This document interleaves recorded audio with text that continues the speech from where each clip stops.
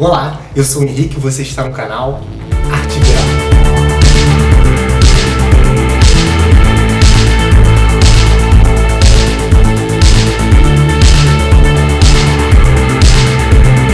Esse é um canal sobre arte, desenvolvimento humano e hoje nós vamos falar sobre corpo.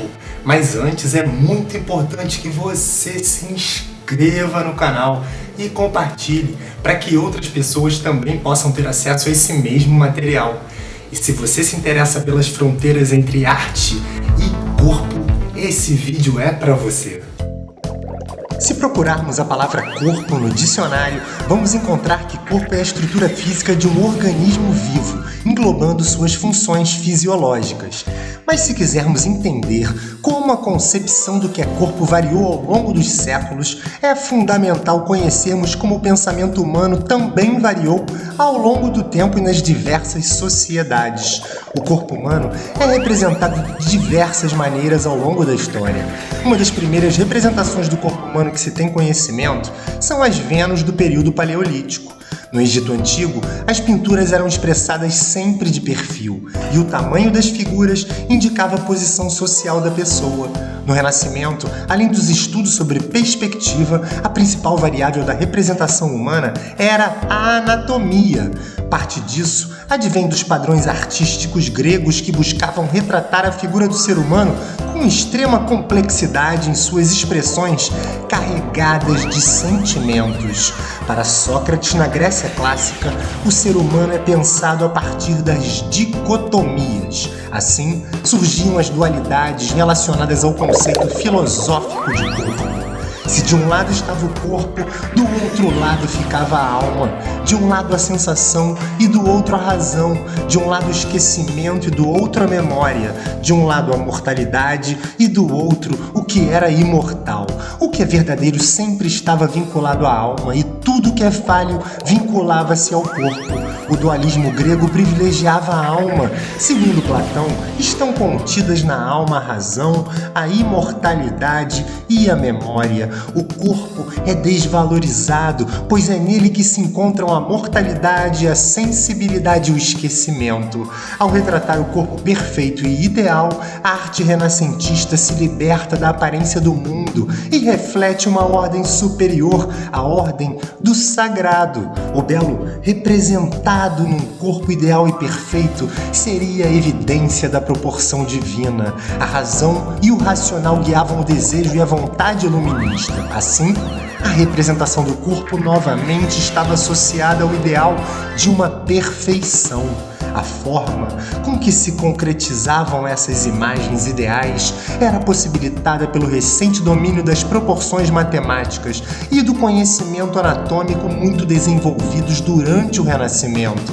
Para o filósofo Immanuel Kant, o conhecimento objetivo do mundo só pode ser alcançado através do uso da razão. De acordo com os racionalistas, o conhecimento empírico, isto é, o conhecimento baseado na experiência do corpo e dos sentidos, ele é impreciso porque está necessariamente ligado às perspectivas subjetivas dos indivíduos e se distanciaria do conceito de verdade.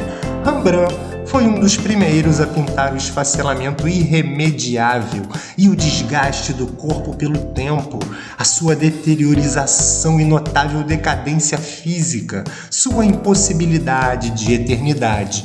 A Revolução Industrial proporcionou um comportamento que engessava, automatizava e acomodava o corpo. Era o corpo do industrial, da linha de produção. A imobilidade dos corpos, ainda que desconfortável, é recorrente nas sociedades, se tornando um padrão. O bom comportamento é a contenção do movimento e está associado ao saber cognitivo e ao refinado. Por outro lado, David Hume era um expoente do empirismo, uma doutrina oposta ao racionalismo, e para os empiristas, todo conhecimento é derivado da experiência sensorial. Assim, as perspectivas subjetivas dos observadores são muito mais importantes do que a razão. Para eles, os esforços racionalistas para desvalorizar os sentidos, dando um valor apenas à razão, estão fadados ao fracasso. Segundo o filósofo Nietzsche, o pensamento ocidental desvalorizava o corpo, que é considerado como uma parte inferior pela filosofia da época. Nietzsche afirma que as análises dualistas possuíam interesses religiosos e morais, além de contribuírem para a negação do corpo. Para ele, é um erro a desvalorização do corpo nas correntes de pensamento. O corpo deve ser afirmado porque se apresenta como vivência. Para Foucault, o corpo é um lugar de uma prática onde o mundo, o poder e os discursos disciplinares são questionados, principalmente após a Segunda Grande Guerra Mundial.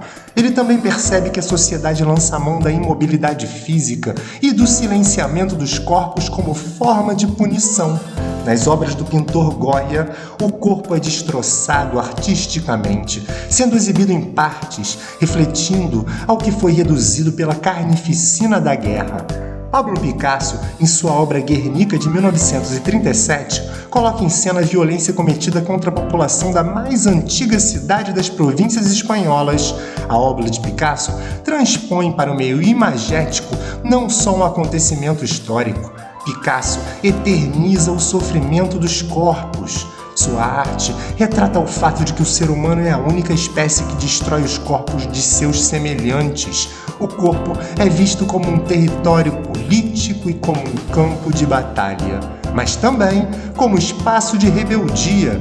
Para Gilles Deleuze, cada corpo é um conjunto limitado de traços, hábitos e movimentos fisiológicos. Porém, todo o corpo também é uma dimensão de traços potenciais, conexões, afetos, movimentos, memórias, ideologias, crenças e sonhos. A esta coleção de potenciais, Deleuze também chama de corpo, mas seria um corpo sem órgãos. Desta maneira, ele transforma a dualidade corpo ou mente para a unicidade corpo-mente, ou corpo e mente, os dois sendo uma coisa só. Corpo é mente e mente também é corpo. Eles surgem e se desenvolvem juntos. Quando se fala de corpo, não há como separar o aspecto fisiológico do sociocultural. O corpo humano é um corpo físico, celular, nervoso, fisiológico, mental, inserido em seu contexto social, histórico, econômico e cultural, todos em relação ao mesmo tempo. As tendências das artes visuais datadas a partir de 1962 buscam abolir o fetiche do corpo humano através das ações públicas, eliminando a exaltação à sua beleza aparente, fazendo perceber seu lado biológico perecível e frágil ao mesmo tempo em que são veículos de significados locais e globais. A performance questiona as fronteiras entre a natureza e a cultura, entre o orgânico e o inorgânico.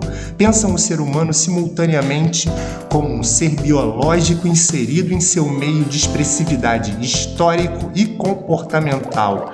Os estudos culturais nos informam que o corpo é uma matéria física moldada pelos padrões socioculturais que variam através dos tempos e pelas tradições.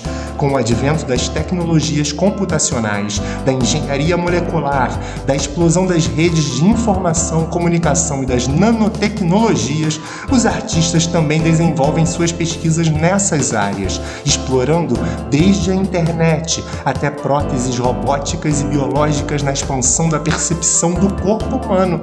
Surge o conceito de ciborgue, representante da arte pós-humana, que trata do hibridismo do corpo com algo maquínico e informático, que estende o corpo para além de si. A condição pós-humana diz respeito à natureza da virtualidade, à genética, à vida inorgânica, incorporando biologia e engenharia.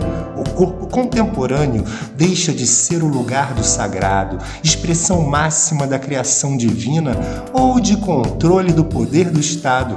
Ele passa a ser o lugar do transitório, da diferença, da liberdade de existir plenamente e, assim, da abertura ao mundo, livre de qualquer imposição ética, moral ou política. O corpo é o lugar do autoconhecimento.